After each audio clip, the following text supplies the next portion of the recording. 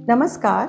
आज हम बात करते हैं इनफर्टिलिटी के एक important reason fallopian tube blockage के बारे में। तो सबसे पहले जानेंगे फेलोपियन ट्यूब्स क्या हैं, इनकी फंक्शंस क्या हैं, फेलोपियन ट्यूब ब्लॉकेज कैसे होती है और इसकी डायग्नोसिस कैसे करते हैं। और अंत में हम ये देखेंगे कि कैसे सफलतापूर्वक आयुर्वेद से हम फेलोपियन ट्यूब ब्लॉकेज को ठीक कर सकते हैं। तो फेलोपियन ट्यूब्स ओवरीज और यूट्रस के बीच में एक कनेक्टिंग लिंक है। ये एक ट्यूब की शेप में होती हैं और जब ओवरी से एग रिलीज होता है तो वो फेलोपियन ट्यूब में आकर मेल स्पर्म के साथ फर्टिलाइज होता है और फिर ये फर्टिलाइज एग ट्रैवल करके यूट्रस में इम्प्लांट होता है। अब किसी भी कारण से अगर फेलोपियन ट्यूब में ब्लॉकेज है या फेलोपियन ट्यूब अनहेल्दी है तो ये प्रोसेस ठीक तरह से नहीं हो पाता और प्रेगनेंसी होने में मुश्किल आती है। फेलोपियन ट्यूब ब्लॉकेज के मेन रीजंस क्या हैं? तो पहला रीज़न है किसी भी तरह का क्रॉनिक इन्फेक्शन। वो ट्यूबरकुलर भी हो सकता है, टॉर्च इन्फेक्शन, रुबेला इन्फेक्शन हो सकता है या कोई भी जनरल यूरिन इन्फेक्शन अगर लंबे समय तक हो तो वो भी इस तरह की प्रॉब्लम्स का कारण बन सकता है। कोई भी पहले की हुई सर्जरी या कोई भी मैनिपुलेशन अगर हुआ है तो वो भी एक रीज़न होता है फेलोपियन ट्यूब ब्लॉकेज का। अगर फीमेल के काफ़ी सारे मिसकैरेजेस हुए हैं और डीएनसीज हुए हैं तो उसकी वजह से फेलोपियन ट्यूब ब्लॉकेज होना बहुत कॉमन है। आशरमैन सिंड्रोम, जिसमें यूट्रस में एक जाली के जैसा स्ट्रक्चर या एडिशंस हो जाते हैं, उन केसेस में भी हमें फेलोपियन ट्यूब ब्लॉकेज मिलता है।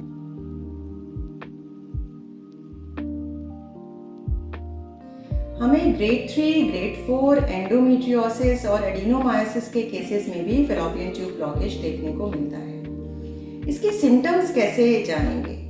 तो आमतौर पे जब एक फीमेल कॉन्सेप्शन के लिए या प्रेगनेंसी के लिए ट्राई करती है और वह इसमें सफल नहीं होती तो डॉक्टर के पास जाने पर यह डायग्नोस होता है। आमतौर पे इसके कोई स्ट्रेट लक्षण हमें नहीं दिखाई देते, बट अगर वो पेशेंट पहले एंडोमेट्रियोसिस, एडिनोमायोसिस या किसी इन्फेक्शन से सफ़र कर रही थी तो ऐसे केसेस में वाइट डिस्चार्ज होना या पेल्विक पेन होना जैसे लक्षण पाए जा सकते हैं।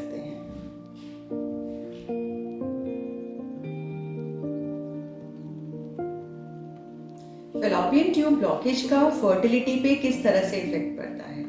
क्योंकि ये दो ट्यूब्स हैं और ये दोनों तरफ से गर्भाशय को ओवरी से कनेक्ट करती हैं, तो अगर सिंगल साइड ब्लॉकेज है तो ऐसे में फर्टिलिटी 50% रिड्यूस होती है और अगर ये ब्लॉकेज दोनों तरफ है तो ऐसे में प्रेग्नेंट होने की संभावना शून्य हो जाती है और प्रेगनेंसी के चांसेस बिल्कुल खत्म हो जाते हैं। कई बार दोनों ट्यूब्स में इन्फेक्शन के कारण पानी भरा होता है और इस इन्फेक्शन के कारण ट्यूबल ब्लॉकेज ना होते हुए भी फर्टिलाइजेशन प्रोसेस ठीक तरह से नहीं होता और प्रेगनेंसी ना होने के साथ साथ ऐसे में फेलोपियन ट्यूब प्रेगनेंसी या एक्टोपिक प्रेगनेंसी होने का भी डर होता है।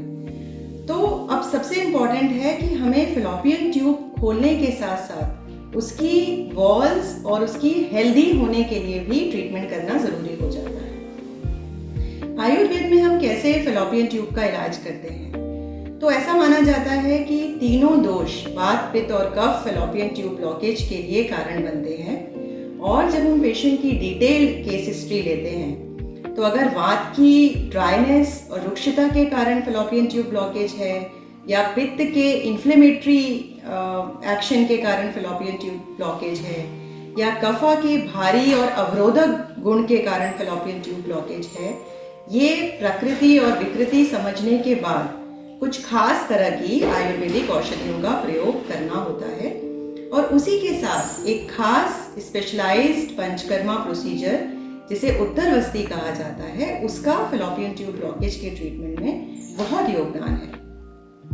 ये उत्तरवस्ती एक प्रोसीजर है जिसमें हम एक स्टरलाइज्ड ट्यूब के माध्यम से डायरेक्ट गर्भाशय में औषधि को पहुंचाते हैं।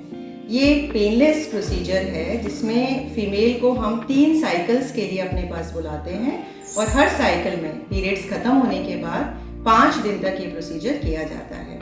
इसमें लेडी रोज आकर 1 घंटे में ये ट्रीटमेंट खत्म करके अपने घर जाके अपना रूटीन फॉलो कर सकती है। कुछ मिनिमल डाइटरी रिस्ट्रिक्शंस होते हैं, इसमें किसी असिस्टेंस की या उसके साथ किसी के आने की ज़रूरत नहीं होती और इस दौरान वो कंफर्टेबली इस ट्रीटमेंट को कराकर वापस जाती है। और क्योंकि ये एक स्पेशलाइज्ड पंचकर्मा प्रोसीजर है, तो पंचकर्मा होने के कारण इससे पहले पूर्व कर्म होना यानी कि स्नेहन और स्वेदन होना ज़रूरी है। और इस प्रोसेस को करने के बाद हम हाफ एन आवर के लिए उसको उसी पोजीशन में अपने पास लिटाते हैं, जब थोड़ी सी उसकी पेल्विक एक्सरसाइजेस कराई जाती हैं, और इस तरह से ये प्रोसेस 1 घंटे में पूरा हो जाता है। इसके अगर हम रिजल्ट्स की बात करें तो आमतौर पे 10 में से 9 महिलाओं का फेलोपियन ट्यूब ब्लॉकेज इस प्रोसेस और दवाइयों से खुल जाता है। इसका मतलब ये हुआ कि किसी भी कन्वेंशनल मेथड से, चाहे वो लेप्रोस्कोपी हो या इवन IVF जब रेकमेंड किया जाता है, उससे इस प्रोसेस का रिजल्ट्स कई गुना ज़्यादा हमें मिलता है।